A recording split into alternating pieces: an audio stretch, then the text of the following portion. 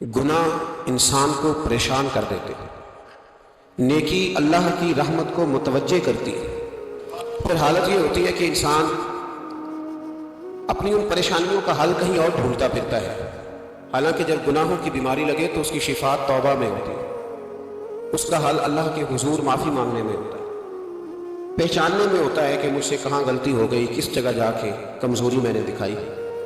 ہر انسان اچھی، ٹھنڈی، خوبصورت، سکھ والی زندگی چاہتا ہے۔ اللہ کریم نے سورہ نحل کے اندر ارشاد فرمایا، من عمل صالحا من ذکر او انثی، فرمایا جو بھی اچھے عمل کرے، چاہے مرد ہو چاہے عورت ہو، وہو مؤمن، شرط یہ ہے کہ مومن ہو، فلنحیینہ حیاتا طیبہ، فرمایا ہم اسے پاکیزہ زندگی عطا فرما دیں گے، حیات طیبہ دے دیں گے اسے، پاکیزہ زندگی۔ شرط کیا ہے؟ من عاملہ صالحا، نیک عمل کرے۔ کون سے عمل کرے؟ اٹھنا بیٹھنا، کھانا پینا، چلنا سونا جاگنا محتاط ہو اس کا، وہ نیکی کرے۔ قرآن پاک کے لفظوں کے حسن پر غور فرمائیے گا، فرمایا فَلَنُحْيِيَنَّهُ حَيَاةً طَيِّبَةً، ہم ضرور اسے پاکیزہ زندگی عطا فرما دیں گے، صاف ستھری زندگی، معیاری زندگی، خوبصورت شب و روز، آئیڈیل زندگی جس کو لوگ کہیں گے، وہ والی زندگی اسے دے گے۔ اور دوسرے مقام پر سورہ طٰہٰ کی آیت نمبر 124 میں فرمایا، وَمَنْ أَعْرَضَ عَنْ ذِكْرِي، جو ہمارے ذکر سے منہ پھیرے گا، جو ہمارا کھا کے چہرہ کسی اور طرف کرے گا، جو چلے گا ہماری زمین پر لیکن توجہ کسی اور طرف ہوگی، آسمان کی چھت ہماری بنائی ہوئی لیکن اس کے خیالات کہیں اور ہوں گے، فَإِنَّ لَهُ مَعِيشَةً ضَنْكًا، فرمایا ہم اسے تنگ زندگانی عطا کر دیں گے، اس کی زندگی تنگ ہو جائے گی، اس کی معیشت تنگ ہو جائے گی۔ گناہ زندگی کو تنگ کر دیتے ہیں، نیکی زندگی میں آسانی پیدا کرتی ہے۔ آپ کو اگر زندگی میں سکون چاہیے ہو تو آپ کسی غریب کی خدمت کر کے دیکھیں، اللہ کتنا سکون عطا کرتا ہے۔ آپ بڑے پاورفل بھی ہیں، بڑے طاقتور بھی ہیں اور بڑے باوقار بھی ہیں، لیکن کسی کو گالی دے کے آپ کا دل کبھی ٹھنڈا نہیں ہوگا، تکلیف ہوگی، اس کے اندر آزمائش ہوگی۔ ڈاکٹر ریسرچ کرتے ہیں، ڈاکٹر وہ کہتے ہیں گناہ کرنے سے آدمی جسمانی طور پر کمزور ہوتا ہے، لیکن وہی عمل اگر وہ بطور نیکی کرتا ہے تو اللہ اس میں اسے قوت عطا فرماتا ہے، اسی عمل میں اللہ اسے قوت عطا کر دیتا ہے۔ میں صرف اشارہ دے رہا ہوں، اس بات کی تفصیل میں نہیں جانا چاہتا۔ میرے عزیز یہ یاد رکھے کہ نیکی آپ کو سکون دے گی، نیکی آپ کو ٹھنڈا کرے۔ اللہ تبارک و تعالیٰ نے قوموں پہ عذاب نازل کیا اور قرآن مجید فرقان حمید نے ان قوموں کے تذکرے بیان فرمائے۔ بھائی کس لیے بیان کیے؟ کہ ہم عبرت حاصل کریں، ہم یہ غور کر لیں کہ یہ کام ہم نے نہیں کرنا، اس کام سے ہم نے بچنا ہے، ہم نے غور کرنا ہے کہ یہ چیز ہمارے اندر۔ لوگ کہتے ہیں نہیں کہ نہیں ہم پہ یہ عذاب نہیں آئے گا، بالکل نہیں آئے گا، اس میں شک نہیں، پر اللہ نے بیان کس لیے کیا تھا؟ بیان کیا؟ قرآن مجید معاذ اللہ کسی ایسی چیز کا بیان کرتا ہے جس کی ضرورت نہ ہو؟ قرآن پاک میں ایک ایک حرف ایسا بیان کیا جس کی مسلمان کو ضرورت تھی۔ قوم نوح کا ذکر فرمایا قرآن پاک میں، حضرت نوح علیہ السلام کی قوم کو حضرت نوح علیہ السلام نے 1500 سال سمجھایا، 15، کچھ لوگوں نے 950 سال لکھا ہے نا، اعلیٰ حضرت نے لکھا 1500 سال عمر ہوئی حضرت نوح علیہ السلام۔ اللہ تعالیٰ بندے کو جلدی سزا نہیں دیتا، بلکہ قرآن مجید میں ایک جگہ رب کریم اس طرح بھی فرماتا ہے کہ جب بندے مجھے بھول جاتے ہیں تو میں ان کے لیے نعمتوں کے دروازے کھول دیتا ہوں۔ بندہ سمجھتا ہے کہ میں کچھ تو ہے نا کہ میرے اندر، کہ میں جدھر جاتا ہوں خیر خیر ہو جاتی ہے، وہ سمجھتا ہے کہ میری عقل ہے، حالانکہ اللہ اسے ڈھیل دیتا ہے، اللہ اسے ڈھیل دیتا ہے۔ گناہوں کی سزا کے 3 طریقے ہیں، ایک ہے متنبع کرنا، تنبیہ کرتا ہے اللہ، بندہ متنبع ہو جاتا ہے، یہ اللہ کا بہت بڑا احسان ہوتا ہے۔ ایک ہوتا ہے مہلت دینا، اور ایک تیسرا ہوتا ہے اللہ خفیہ تدبیر کرتا ہے۔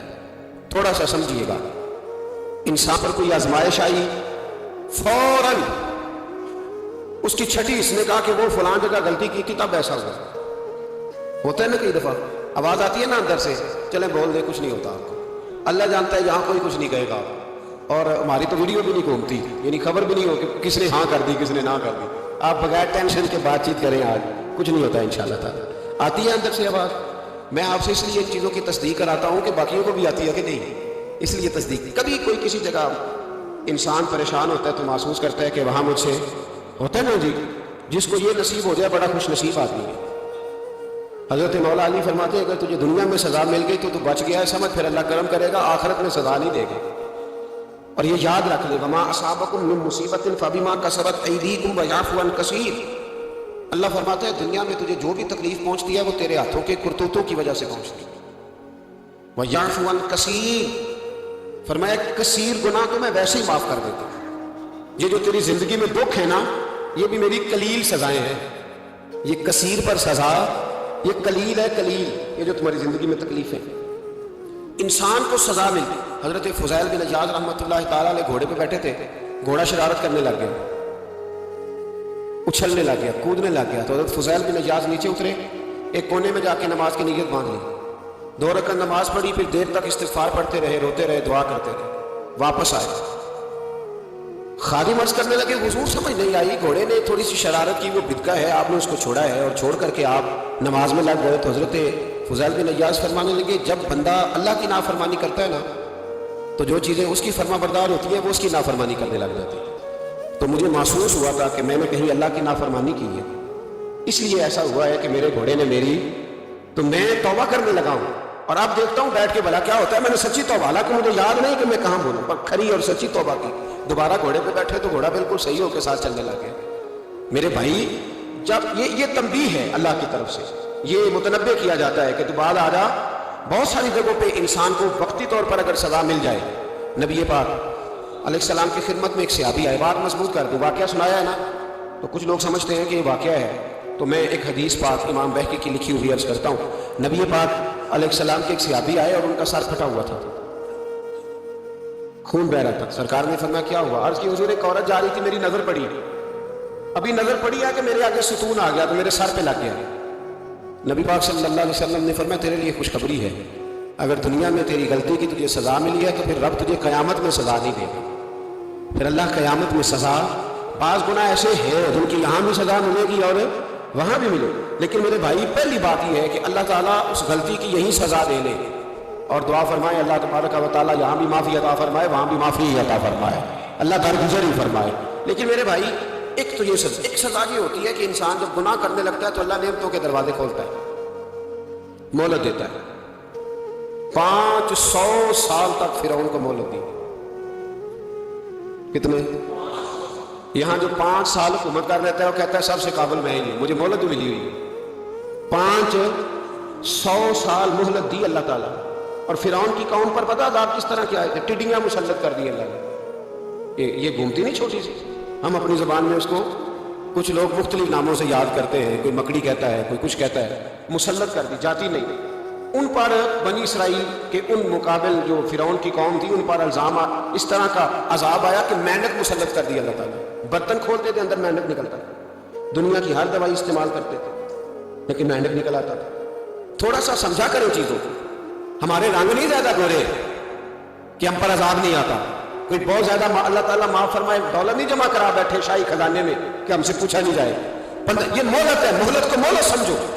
پھر جب پکڑ آتی ہے نا اللہ کریم کی، میں نے دیکھا ہے کروڑوں روپیہ، 6 اولادیں. ایک شخص کے بچے باہر سے آ رہے تھے، وہ بندہ بیمار تھا، مجھے کہنے لگا حضرت جی دعا کریں میں ان کے آنے سے پہلے مار جاؤں ورنہ آ کے مجھے مار دیں گے. دعا کریں. اتنی بے سکونی، کروڑوں روپیہ پڑا ہے تو یہ عذاب نہیں؟ کوئی ضروری ہے کہ پتھر برسیں گے تو سمجھ آئے گی؟ یہ جو سگا بیٹا بوڑھے باپ کے قریب سے گزر جاتا ہے، سلام نہیں لیتا تو اس کو عذاب نہیں سمجھتے؟ یہ جو امت کی بیٹیاں، امت کی بچیاں، ہماری بچیاں ایک سال کے اندر 75,000 ہزار بچی ایک ڈویژن سے بھاگ کے شادی کر رہی ہے، ایک صوبے سے. تو اس کو آپ اللہ کا عذاب نہیں سمجھتے؟ یہ معمولی بات ہے. نہیں ہمارے رنگ ہو رہے ہیں، ہم بڑے سمارٹ ہیں. 1500 سال مہلت دی نوح علیہ السلام کی قوم کو. کتنے سال؟ بول کے بتائیے، بول کے دوبارہ بولیے. 1500 سال. کوئی آدمی اپنی سمارٹنیس پہ خوش نہ ہو جائے کہ 20 سال ہو گئے میں تو نافرمانی بھی کر رہا ہوں، روٹی بھی پک رہی ہے، میں تو حرام بھی کھا رہا ہوں، پھر بھی سب ٹھیک ہے. 1500 سال مہلت دی. پھر حضرت نوح کہنے لگے اللہ میں نے تو بڑا سمجھایا نہیں باز آتا. تو رب کریم نے فرمایا کشتی بناؤ. اللہ کے پیغمبر کشتی بنانے لگے تو قوم مذاق اڑانے لگی. اب کیا کرنے لگے ہو؟ اب کشتی بنانے لگے ہو، خیر تو ہے، قوم مذاق اڑا رہی ہے. حضرت نوح علیہ السلام کا آپ نے کشتی بنائی، پانی کہاں سے نکلا؟ نہ بارشیں ہوئی نہ سیلاب آئے. ایک تندور تھا، اس کے اندر سے پانی نکلنا شروع ہو گیا. کبھی تندور سے بھی پانی نکلا ہے، پر جب نکالنے والا چاہتا ہے تو وہاں سے بھی ایک تندور سے پانی نکلا، اتنا نکلا اتنا نکلا اتنا نکلا کہ قوم ساری ڈوب گئی۔ قرآن مجید کے صفحات شہادت دیں گے کہ حضرت نوح کی قوم کا بچہ بچہ بہہ گیا، بچے صرف وہ تھے جو حضرت نوح کے ساتھ ہوتے، تباہ ہو گئی۔ اللہ بے نیاز ہے، بے نیاز۔ 1500 سال مہلت ملے اور تو پھر بھی کہے رب بڑا کریم ہے، معاف کر دے گا۔ 1500 سال تجھے گنجائش دے اور تو کہے کوئی نہیں، بات معافی ملنی چاہیے ابھی بھی۔ میرے بھائی، حضرت صالح علیہ السلام کی قوم، حضرت صالح نے تبلیغ شروع کی تو کہنے لگے پہلے معجزہ دکھاؤ۔ جی آج تو نہیں لوگ معجزے مانگتے، آج بھی لوگ کرامتے اور معجزے، اللہ معاف کرے، جو چیزیں معجزہ تو ہو نہیں نہ سکتا، لیکن آج بھی لوگ، آپ یقین کریں، کہتے ہیں یہ بڑی نمازیں پڑھتا ہے تو پھر بخشا کیوں نہیں گیا، پھر کیوں نہیں منو سلوا کیوں نہیں اترا اس کا، پھر میں بھی اسی طرح ہوں، کیا اس کے اندر خوبی آ گئی؟ مولوی بھی ویسے ہی ہے، صوفی بھی ویسے ہی ہے، لوگ مانگ نہیں رہے، لوگ دلیلیں مانگ نہیں رہے، ابھی بھی لوگ بحث نہیں کرتے، کیا فرق آ گیا جی؟ ویسے ہی ہیں سارے۔ اللہ تعالیٰ سے ڈرنا چاہیے، ہمیں سامنے والے کی طرف دیکھ کر صحیح ہونے کا حکم نہیں ہے، ہمیں اپنی اصلاح کا حکم ہے، اپنی طرف دیکھ کے اپنے آپ کو ٹھیک کرنے کا۔ الزام لگا کے گزر جانا اس کا کوئی مطلب سنو اور یاد رکھو۔ حضرت صالح علیہ السلام سے کہنے لگے پہلے معجزہ دکھائیں، تو حضرت صالح علیہ السلام نے فرمایا اونٹ کہاں سے پیدا ہوتے ہیں؟ کہا اونٹنی کے بطن سے۔ فرمایا آؤ میں تمہیں پہاڑ کے اندر سے اونٹنی پیدا کر کے دکھاتا ہوں۔ کہاں سے؟ پہاڑ کے اندر سے۔ حضرت نوح ساتھ لے کے گئے تو پہاڑ کے اندر سے اونٹنی نکلی، اور اونٹنی بھی گابن تھی، اس کے پیٹ میں بچہ، اور اونٹنی اتنا دودھ دیتی تھی کہ ساری بستی دودھ پی جاتی تھی، پھر بھی دودھ بچ جایا کرتا تھا۔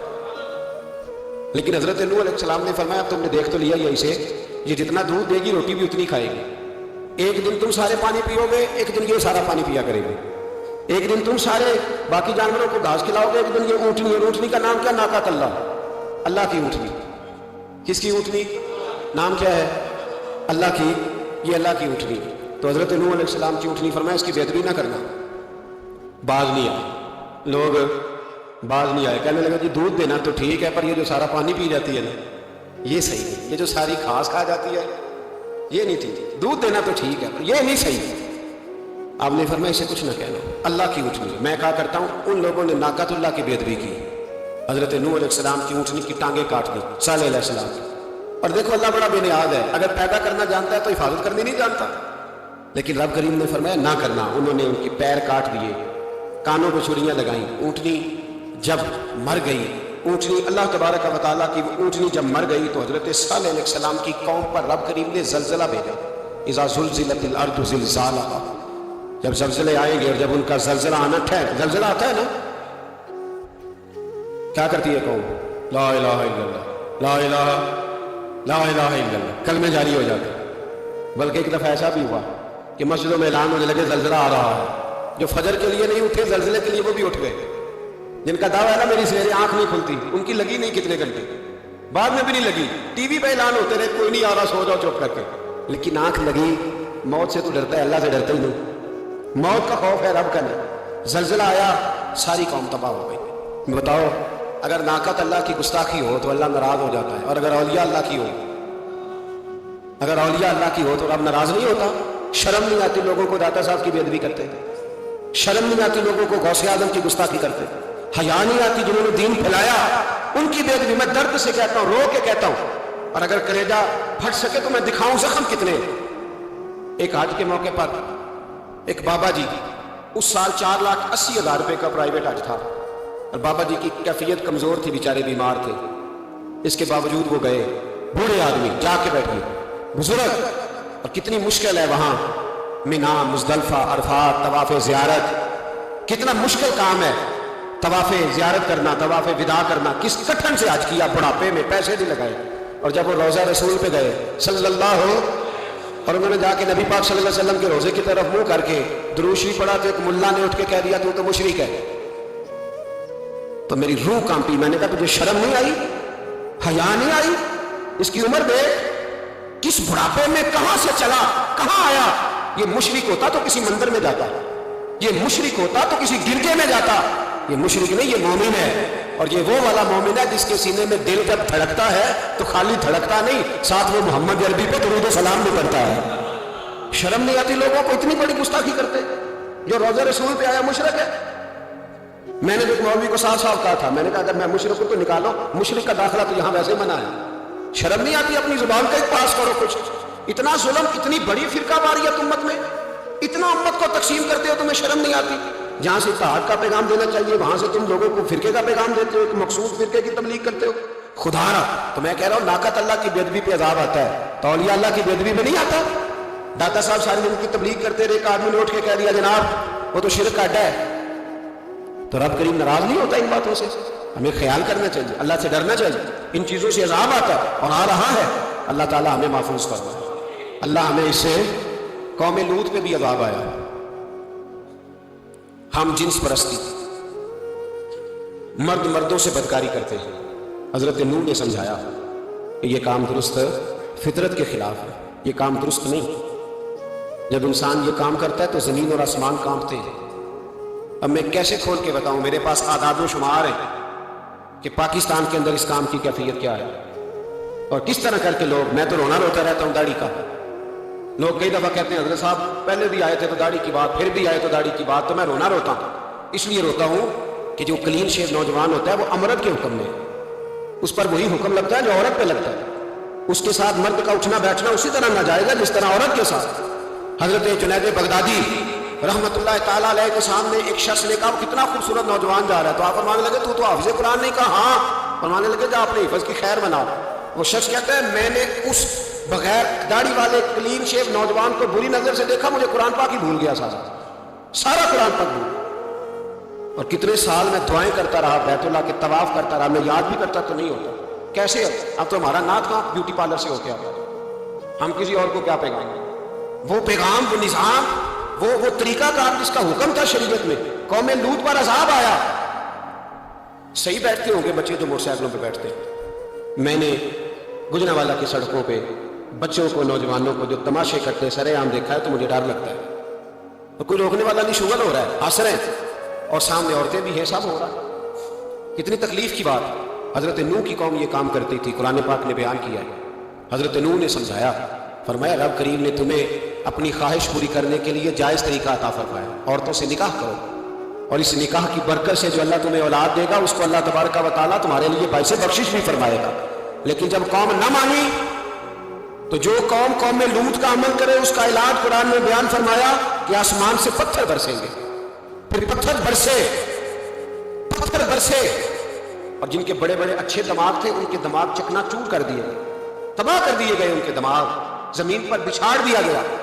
اللہ مہلت دیتا ہے, لیکن اس کا مطلب یہ نہیں کہ انسان توبہ ہی نہ کرے. حضرت شعیب علیہ السلام کی قوم پر بھی عذاب آیا, اس لیے کہ بددیانتی کرتی تھی, ناپ تول میں کمی کرتی تھی. میں نے کہا تھا شب قدر کی رات کہ یہ کوئی تماشا ہے کہ شب رات آئی تو ساری رات روتے رہے, یا اللہ معاف کر دے, یا اللہ معاف کر دے, رو رو کے چیخے مار مار روئے. شب قدر آئی تو پھر چیخے ماری, ساری رات روئے. تو جس بندے کا پروگرام ہی نہیں سویرے بدلنے کا, دکان پہ بیٹھ کے پھر وہی ناپ تول میں کمی, پھر وہ اللہ تعالیٰ معاف کرے. میں ایک مضمون پڑھ رہا تھا تو وہ فوڈ کے اسپیشل لوگ میں لکھا تھا مہربانی کرو ملاوٹ ہی اچھی چیز کی کر لو. مرچ میں کیری تو نہ ملاؤ اینٹوں کی, وہ تو بیمار کرتی ہے, وہ تو خون کی آنتوں کو روک دیتی ہے. وہ کہنے لگا, اور وہ کہتا ہے میں تمہیں بتاتا ہوں کون کون سی چیز ملائی جا سکتی ہے, وہ ملا لو. خدا را اس قوم پہ رحم کرو, مہربانی. ایک دوست ہے ہمارے, میں وزیر آباد میں ان کے گھر بیٹھا تھا تو ایک میڈیکل, میرا کسی شخص پہ اعتراض کرنے کا میں مجموعی بات کرتا ہوں. میں ایسے ڈاکٹروں کو جانتا ہوں جو اللہ تعالیٰ فضل کرے سچ مچ کے نیک ہیں, اچھے لوگ. تو بچے کا میڈیکل سٹور ہے, تو والد بیمار ہو گیا, تو وہ کہتا ہے ابا جی ڈاکٹر صاحب نے کہا آپ کو ڈرپ لگنی ہے. تو سگے باپ کو ڈرپ لگانے لگا تو باپ کیا کہتا ہے پتر تیری مہربانی مینوں کوئی اصلی لائی, وہ نہ لائی جی لوگوں لانا ہے. اب وہ پیار سے سنا رہا ہے بات. میں نے اسے کہا کہ یہ تو ڈوب مرنے کا مقام ہے نا, ڈوب مرنے کا مقام, کہ جس ملک کے اندر دوائی بھی صحیح نہ بکے, اصلی نہ ملے دوائی بھی, اور پھر وہ قوم کہے کہ ہم نے تو پورے روزے رکھے, ہم نے تو بڑا صدقہ اور خیرات کیا, دوائی بھی اصل نہ ملے. جناب شعیب علیہ السلام کی قوم ناپ تول میں کمی کرتی تھی. اللہ تبارک و تعالیٰ نے ان پر بتا عذاب کس طرح کا بھیجا, شدید گرمی ہوئی. اللہ ہمیں محفوظ فرمائے, سارے آمین کہہ دیا. دیکھیں کتنا اچھا موسم کر دیا رب کریم, اللہ ہمیں محفوظ فرمائے, اللہ رحمت فرمائے. شدید گرمی کی لہر آئی, باہر اتنی گرمی ہوئی کہ لوگ اپنے گھروں میں گھس گئے. جس طرح سورج کی شعائیں گھروں کے اندر داخل ہو جاتی, اس طرح گرمی کی لہر اندر داخل ہوئی. اور جس طرح کسی کو آگ لگ جائے تو وہ آدمی اچھلتا کودتا ہے نا, اس طرح یہ لوگ اچھلنے لگے اور اچھل کود کے مر گئے۔ جرم کیا تھا؟ ناپ تول میں کمی کرتے تھے۔ حضرت داؤد کی قوم بھی تباہ ہوئی۔ جرم کیا تھا؟ ہفتے والے دن مچھلیاں نہیں پکڑنی تو یہ پکڑتے تھے۔ حکم ہے نا مسلمان کو نماز کے ٹائم کوئی اور کام نہیں کرنا، نماز پڑھنی ہے۔ میرا خیال ہے مسلمان تو فٹافٹ آ جاتے ہیں، سارے پہنچ جاتے ہیں نا مسجدوں میں۔ ہلکا ہلکا بول رہے ہیں آپ، کیوں نہیں پہنچتے؟ اگر حضرت سیدنا، اور پتہ انہیں سزا کیا ملی؟ اللہ نے فرمایا اس ٹائم عبادت کرنے میں کام نہیں کرنا، وقت نہیں ہے کام کا۔ انہوں نے مچھلیاں پکڑی، 12,000 لوگ تھے۔ پتہ ہے مالک نے سزا کیا دی؟ بندر بنا دیا اللہ کریم۔ قرآن مجید کا پہلا سپارہ پڑھے، فَجَعَلْنَاهَا نَكَالًا لِمَا بَيْنَ يَدَيْهَا وَمَا خَلْفَهَا۔ اللہ فرماتے ہیں پچھلوں کے لیے بھی عبرت بنا دیا، بعد والوں کے لیے بھی عبرت، نشان عبرت بنا دیا۔ بندر بن گئے، اور جو ان کے دوست جو بچ گئے تھے ان کے پیر چومتے تھے، روتے تھے۔ 3 دن بندر بن کے زندہ رہے، پھر اللہ نے سب کو اجتماعی موت دے دی۔ اگر مسلمان سے اللہ کہے کہ نماز کے ٹائم کاروبار نہیں، جمعے کے ٹائم کاروبار ہے، تو مسلمان کہتا ہے نہیں مجھے مہلت ملی ہوئی ہے۔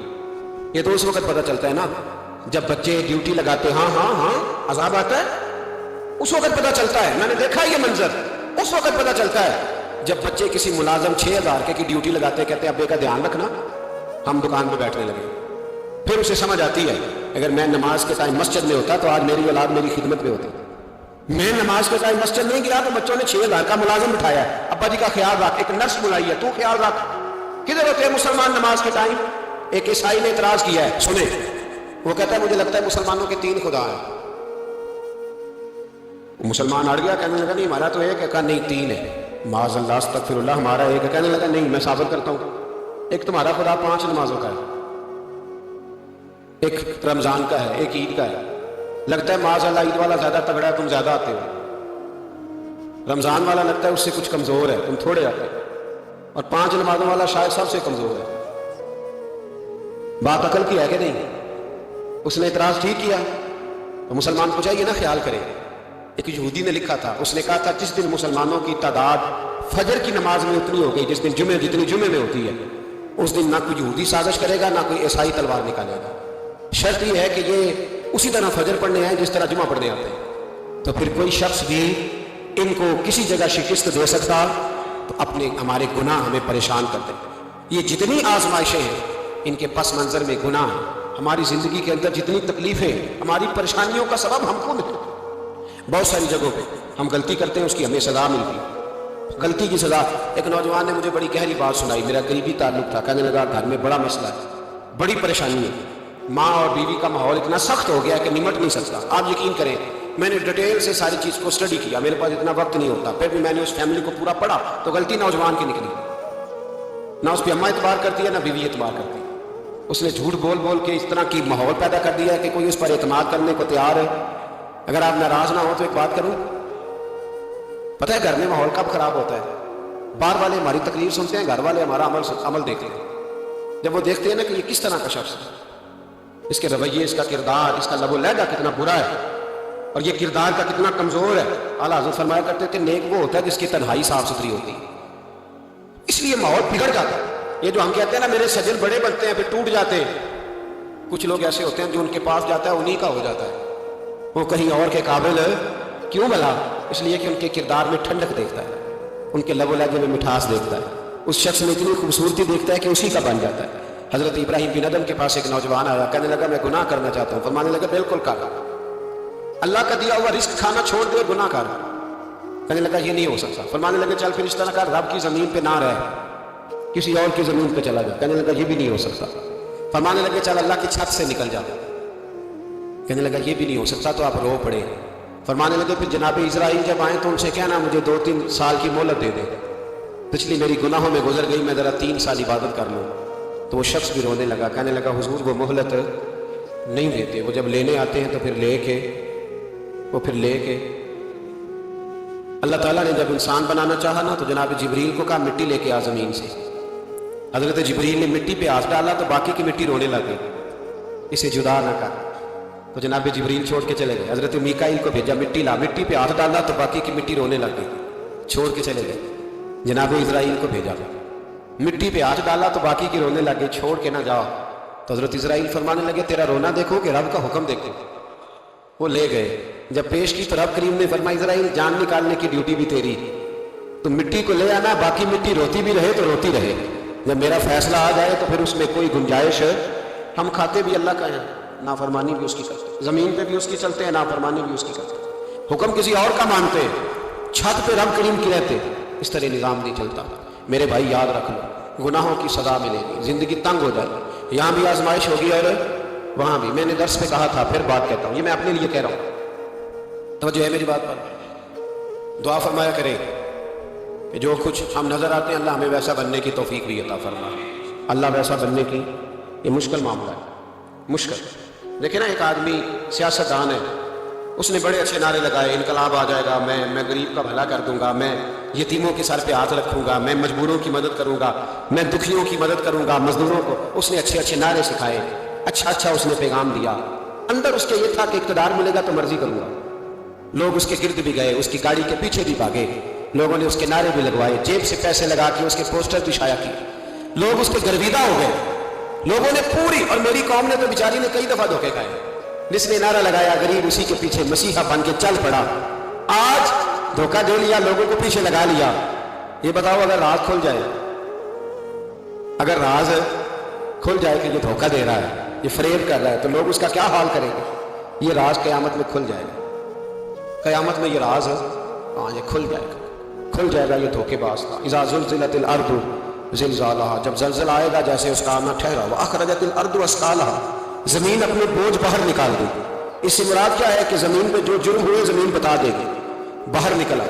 وقال الانسان ما لها, انسان کہے گا اسے کیا ہوا, سب کچھ بتا رہی, بوجھ باہر نکال دے گی. ایک آدمی پیر طریقت بن کے بیٹھ گیا, جبہ کبا پہن کے بڑی پگڑی باندھ کے بیٹھ گیا, اچھی نیک باتیں بتانے لگا. لوگ اس کی دست بوسی کرنے لگے, ہاتھ چومنے لگے, پیچھے لگ گئے, خدمت کرنے لگے, جیب سے نذرانہ دینے لگے. اس کے نام پر لوگ اپنی جیب سے لنگر پکانے لگے, خانقاہ کی خدمت ہونے لگی. مہمان اس کے آتے, نوکری کوئی اور کرتا. میں نے کہا تھا شاید اپنے لیے کہہ رہا ہوں. ڈیوٹیاں لوگ کرنے لگے, حالات بدلنے لگے. لیکن اس کے اندر تو چور تھا, وہ تو دکاندار تھا. تو یہاں جو اس کے پیچھے لگے تھے وہ تو سچے تھے, انہیں تو اجر ملے گا. لیکن اس کا جب راز کھلے گا تو بڑی رسوائی ہوگی. اس کا جب راز کھلے گا تو بڑی. ایک میری طرح کا دیندار تھا, جو چہرے کا تو نیک تھا, اندر پتہ نہیں کیا کچھ تھا. ایک طوائف گزر رہی تھی, اس نے اس کو تبلیغ کر دی. کہنے لگا بس کر دے, سیانی بن جا. تو کسی دانشور میں لکھا ہے اس نے بڑا سخت جواب دیا اس عورت نے. کہنے لگی بابا میں تو جو ہوں وہ نظر بھی آ رہی ہے, تو بتا جو تو نظر آتا ہے وہ تو ہے کہ نہیں. اس بندے نے چیخ ماری اور بے ہوش ہو کے گر پڑا. لوگوں نے کہا بابا آج کسی صوفی کا کلام سنا ہے؟ وہ بے ہوش ہو گیا. تو اس نے کہا نہیں, آج طوائف کی بات سنی, طوائف کی. اور وہ عجیب بات کر گئی ہے, وہ کہہ گئی ہے میں تو جو ہوں میں نظر آ رہی ہوں, تو بھی تو بتا نا, تو بتا نا کہ تو دستار امامت پہنتا ہے.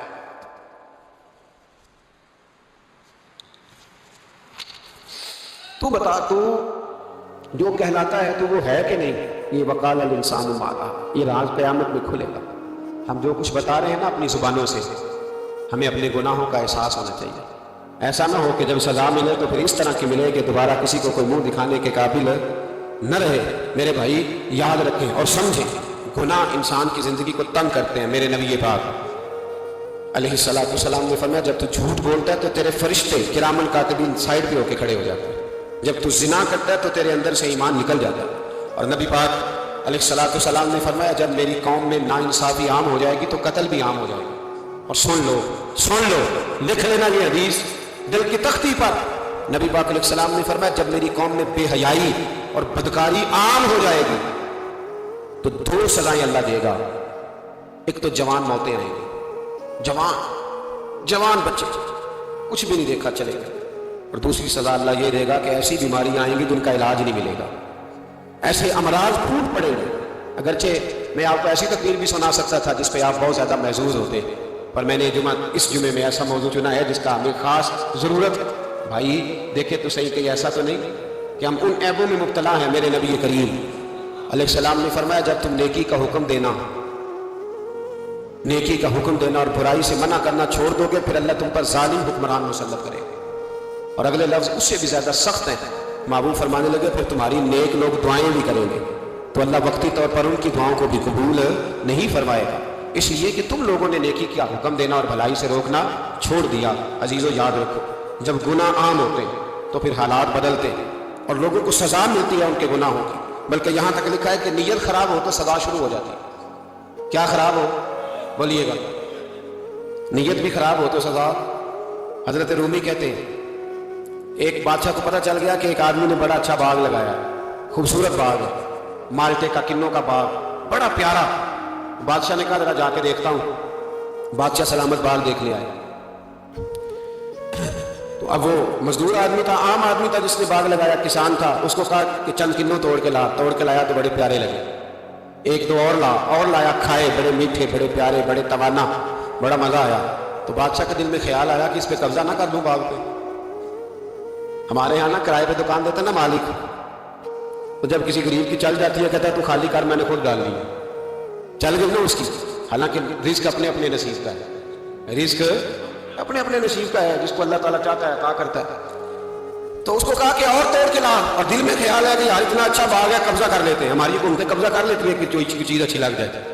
اب وہ کسان 2-3 کنوں توڑ کے لایا، اس نے کھائے تو کھٹے نکلے، ترش تھے۔ کہنے لگا تجھے کیا ہو گیا ہے؟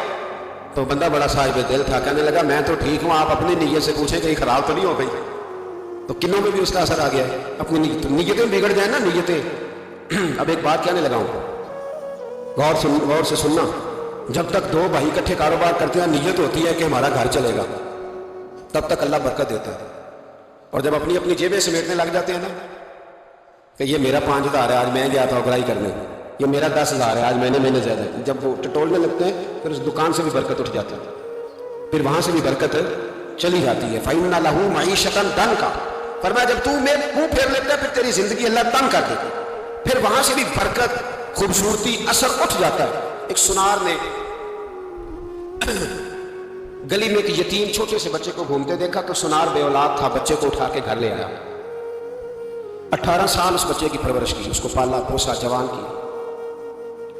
سنار کے پاس وہ دکان پہ چلا جاتا، وہ کئی دفعہ دکان پہ رہتا، کئی دفعہ گھر میں رہتا۔ ایک دفعہ وہ دکان پہ تھا، بچہ گھر تھا، 18 سال کا جوان، اس کی بیوی اکیلی تھی۔ وہ جس نے ماں بن کے پالا تھا اس نے اسی پہ حملہ کر دیا، اس کا بازو بری نیت سے تھاما، بیوی چیخی۔ تھوڑی دیر گزری تو وہ نوجوان پیروں میں بیٹھ گیا، کہنے لگا اماں پتہ نہیں مجھے کیا ہوا۔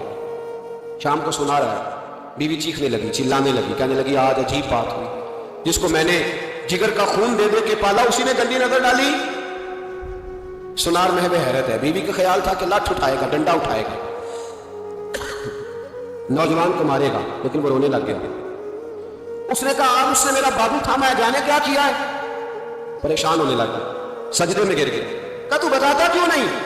وہ سنار کہنے لگا اس کی غلطی نہیں، 18 سال کے بعد آج مجھ پر بھی شیطان سوار ہوا تھا۔ ایک عورت آئی تھی، اپنے بازوؤں میں چوڑیاں پہننا چاہتی تھی تو میں نے بھی گندی نظر سے ہاتھ ڈالا تھا، رب کریم نے مجھے فوراً اس کی سزا دی۔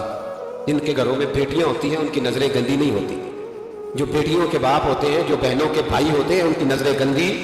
اور اگر تو ٹیلی فون کرتا ہے، تو کسی عورت کے ساتھ تعلق رکھتا ہے تو یہ بات لکھ لے، امام فخر الدین رازی 1، علامہ اسماعیل حقی 2، ملا جلال الدین رومی 3، امام خازن 4، امام جلال الدین سیوطی 5 حدیث کے استاد اور محدث لکھتے ہیں کہ اگر تو کسی پر گندی نظر ڈالے گا تو تیرا گھر بچ سکتا، یاد رکھ نہیں بچے گا، اس لیے کہ تیری نظر کسی کی بیٹی کو بیٹی سمجھ تاکہ تیری بچی کا پردہ قائم رہے، کسی کی بہن کو۔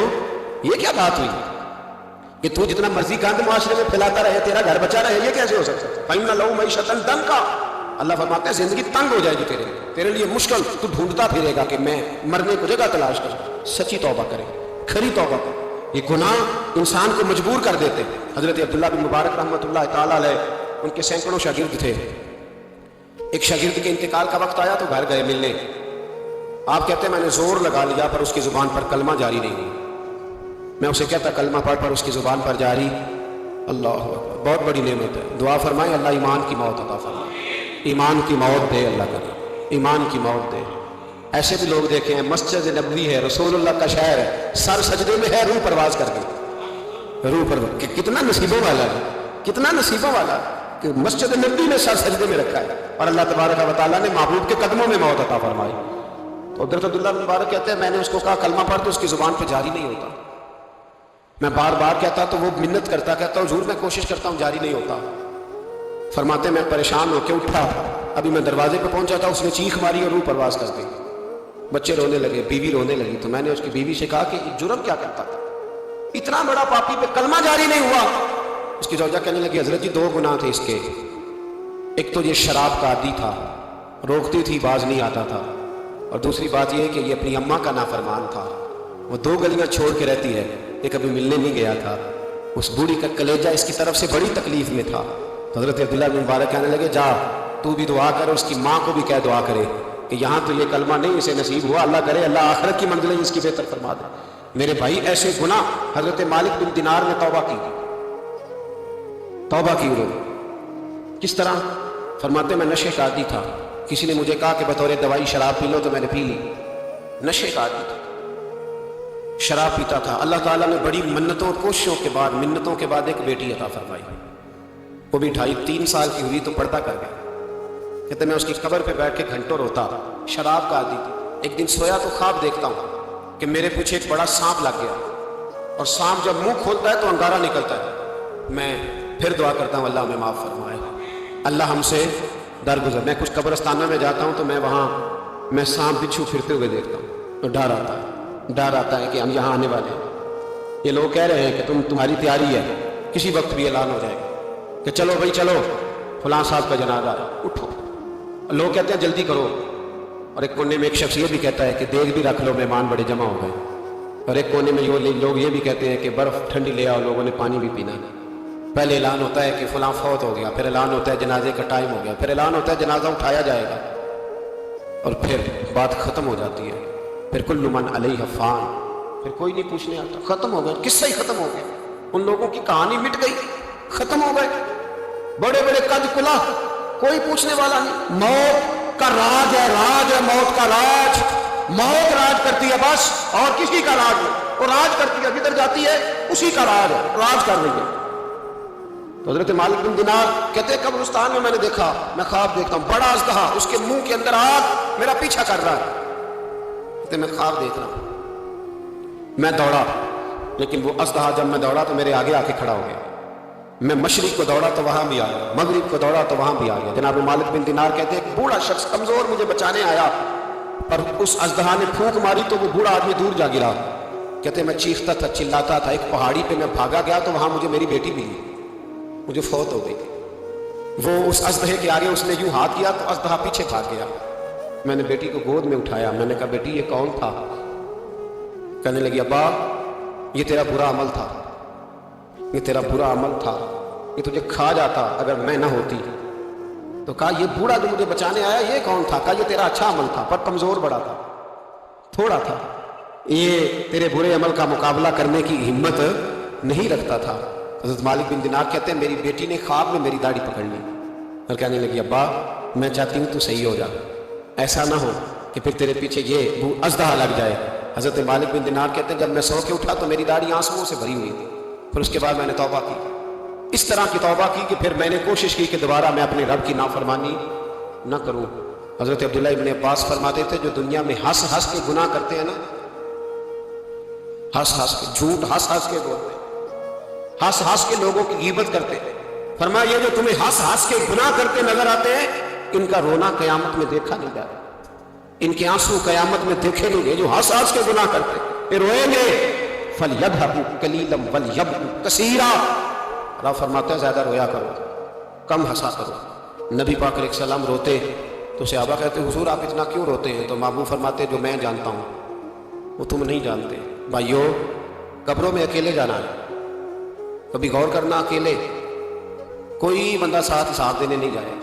اماں بڑا پیار کرتی ہے لیکن قبر میں کبھی کوئی ماں بھی ساتھ دفن نہیں ہوتی، اپنا اپنا حساب دینا، مشکل وقت ہے، حساب کر لینا چاہیے، تیاری کر کے رکھنی چاہیے۔ گناہ اگر یہاں ہماری زندگی کو تنگ کریں گے تو وہاں بھی ہمارے لیے مشکلات پیدا کریں گے۔ نبی کریم علیہ السلام نے فرمایا ہے کہ اللہ بڑا مہربان ہے، اللہ بڑا کریم ہے، اللہ بڑا ستار ہے، اور یاد رکھو جب کوئی اس کی ریٹ کو چیلنج کرے، جب کوئی اس کے قانون کو توڑے، جب کوئی اللہ کی اعلانیہ نافرمانی کرے، پھر رب کریم کی غیرت کو، اس کے عدل کو جوش آتا ہے، توبہ کرے سچی، مسجد کی حاضری دے پابندی کے ساتھ، میری آپ سے ہمیشہ یہ گزارش رہتی ہے کہ مسجد کی حاضری پابندی سے دیں.